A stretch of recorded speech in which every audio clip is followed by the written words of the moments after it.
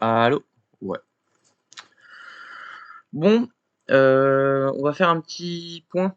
S Je voulais parler un petit peu de plusieurs choses qui me dérangent, enfin avec la sphère, internet actuelle. Heu, alors en fait, bon, je sais pas comment dire. Je suis un énorme consommateur de contenu, de manière quotidienne et assidue. Voilà, je me renseigne sur ce qui se fait sur les internets, tout ça, surtout dans la sphère du gaming, hem, genre les jeux vidéo, tout ça. Et en fait, je bon, bah, pour être au courant de l'actualité, je me suis un petit peu renseigné sur, donc, les, Adé Laurent, enfin les scams influenceurs qui sont passés, face à la DGCCRF. Et en fait, ça soulève vachement de travers de ce qui se passe sur internet en ce moment. Et d'à quel point c'est triste, pour le pour la santé mentale, comme on parlait Nasdaq, des créateurs de contenu. Et la santé mentale des gens qui consomment du contenu, en fait. Donc je suis pas psychologue, il faut savoir que la seule expérience, en fait, que j'ai pour vous parler de santé mentale, c'est, mon vécu personnel en tant que, diagnostiqué comme, voilà, bipolaire, avec, des épisodes de troubles schizophréniques. Voilà, c'est à peu près tout ce que je peux vous décrire.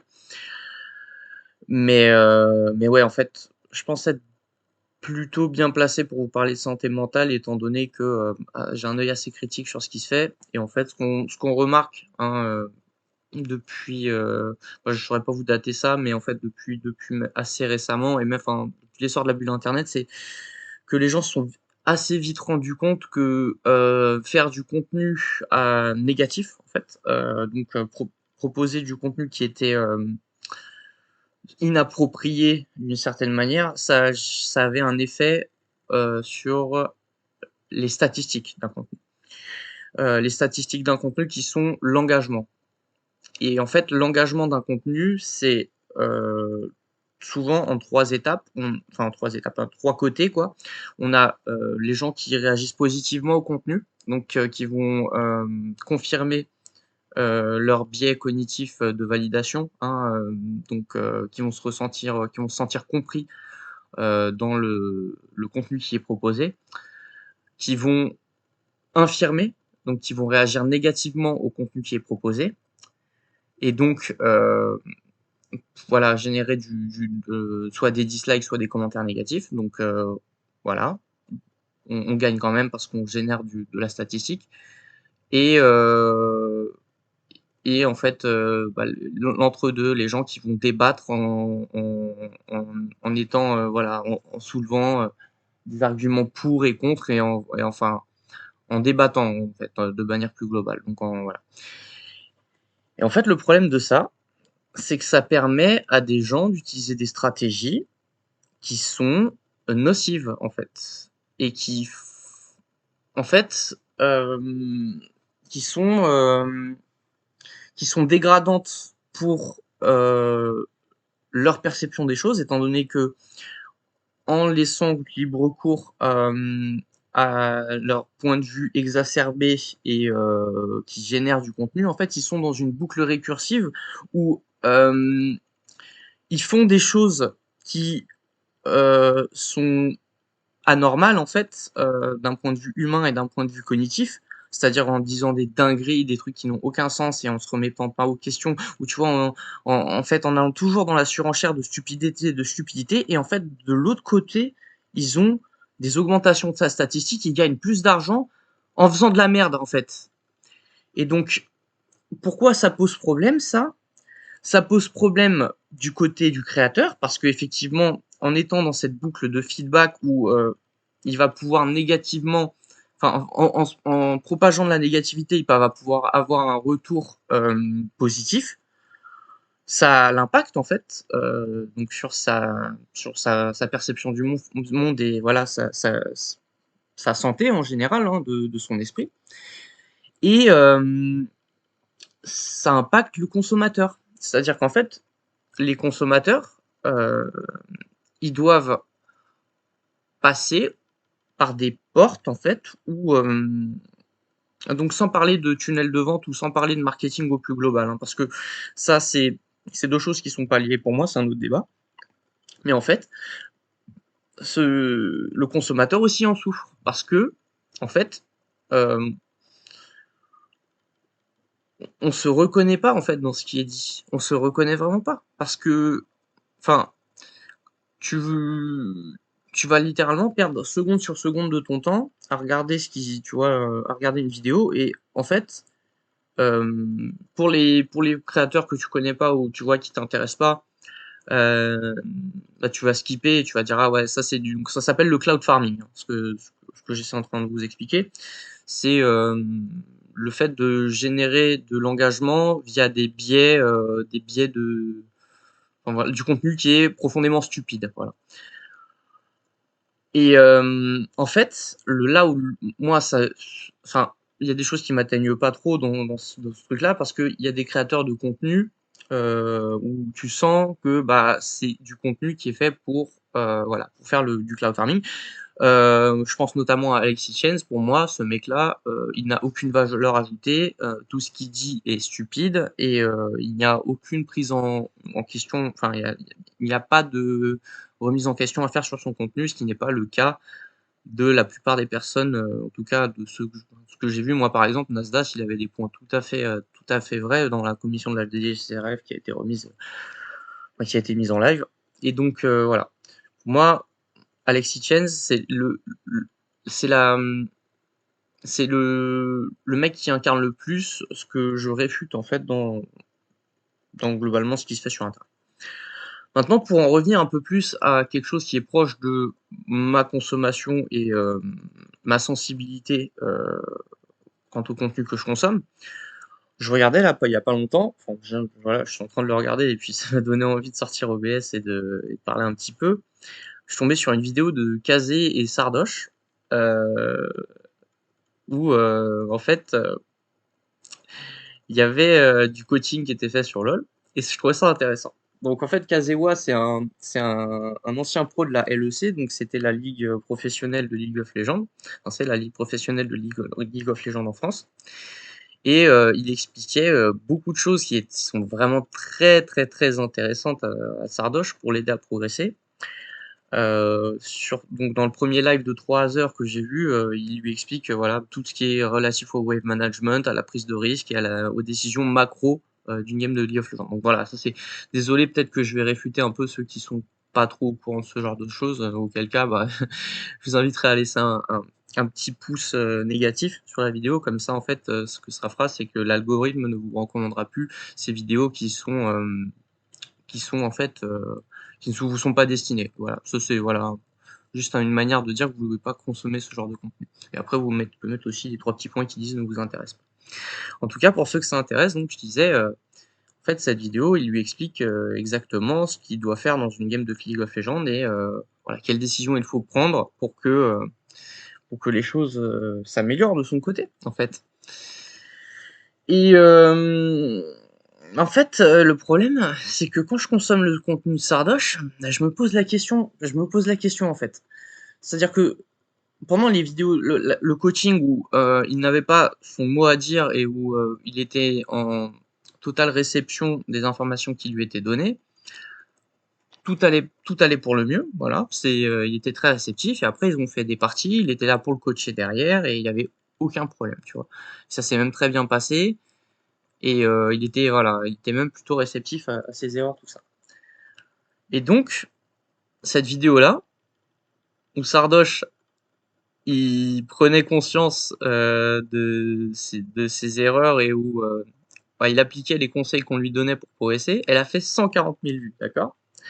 140 000 vues et et en fait, ça fait du bien, tu vois? Parce que tu te dis, c'est donc le mec, il a 30 K, hein, Kazé, ce gars-là. J'apprécie beaucoup au passage parce que franchement, ses points de vue sont super intéressants. Et donc elle a fait 140 000 vues. Et là, putain, tu te dis: «Ouais, bah, ça c'est cool». Parce que en fait, cet exemple-là, c'est un exemple de, putain, Sardoche qui est un mec décrié, hein, qui est détesté pour beaucoup, mais pas pour des quelconques, liens qu'il aurait eu avec, des mecs un peu frauduleux, donc bon, je vais pas citer les noms parce que bon, se faire strike à la première vidéo, ce serait dommage. Mais, mais ouais, en fait, parce que, il a une personnalité polémique et moi, je trouve qu'en fait, il est un peu dans cette boucle négative, en fait, où il est à la fois récompensé pour du contenu où, bah, il se remet pas en question, il est borné, il est voilà, il est pas, tu vois, il est pas réceptif, il se remet pas en question et tout. Mais,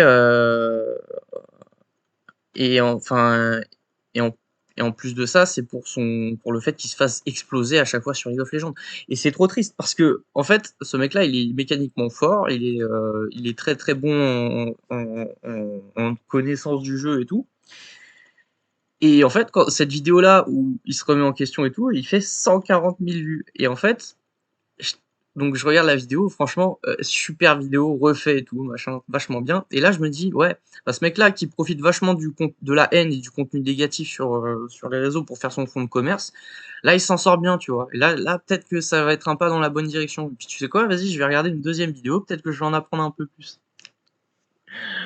Oh mon ref, donc la vidéo, je vais vous mettre le lien, vous pourrez cliquer. La vidéo, en fait, il prend un autre coaching avec Kazé et en fait, ils ont lancé de la duo queue, tu vois? Donc voilà, ils étaient en ranked, l'un et l'autre, tu vois?